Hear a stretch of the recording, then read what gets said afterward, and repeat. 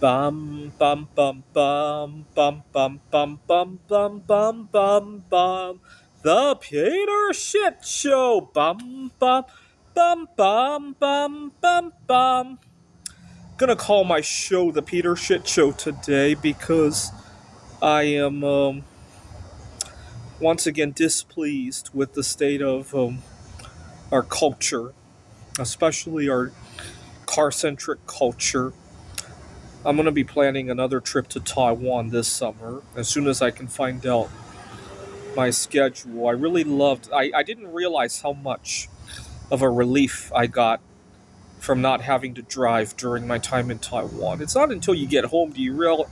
A lot of times we think of driving as the abstract, right? I get to go from A to B until you actually sit behind the wheel.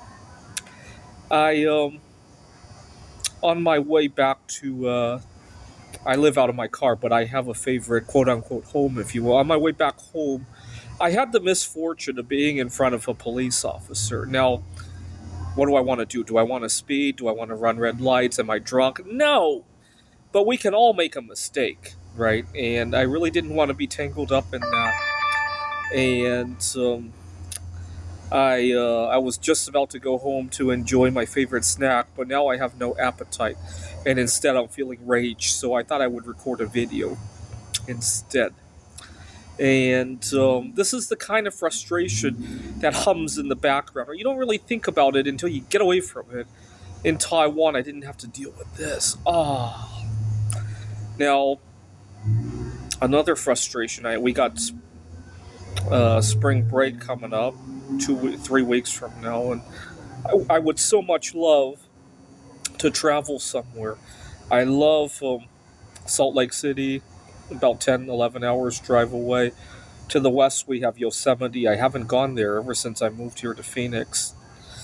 And there's also the possibility of going to Mexico. That one's a little bit closer. I could do that. Or toward the east, you have Albuquerque, which is really nice to get some of the wintertime vibe, right? We don't get that here in Phoenix. But then I realized that by the time I drive 10 hours, I'm too exhausted to really enjoy the rest of the trip, right? If this were in Taiwan, instead of a 10-hour drive, it might be a 13-hour train ride, but at least you'll have energy by the time you get there, right? And I can't wait until my car drives me places, right?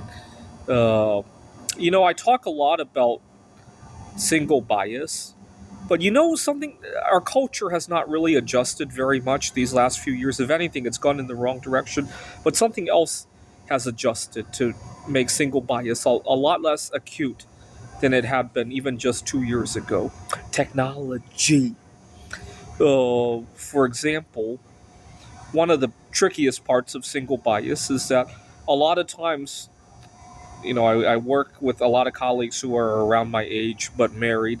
They get to go home and have another cool head to collaborate with, right? Hey, we're dealing with budget cuts on campus, we're dealing with troubled students.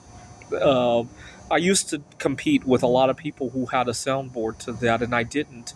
Nowadays, I do. It's an electronic form, right? But at least it's kind of leveled the playing field. When the car drives itself, it will level the playing field even more. Now that I can go on road trip vacations just like my colleagues can when they take turns driving, hopefully one of these days technology would go so far that you won't need a second income to feel equal to. At that point, single bias will be no more, right? Even without a cultural shift, right? I look forward to that. All right. Or certainly if the car drove itself, being in front of a police officer would no longer be a big deal. In fact, it might be a benefit, right? Maybe the car has a recall that I didn't realize. The police officer could pull me over and install a software update for me, right? That would be nice, right? So I think technology could smooth out a lot of these things that culture hasn't, right? I really do. Um, I really get the sense that technology is doing a lot more for single bias than culture could ever dream of doing, right? This is the Peter Shit Show. Bum bum bum bum bum bum bum bum bum bum bum bum.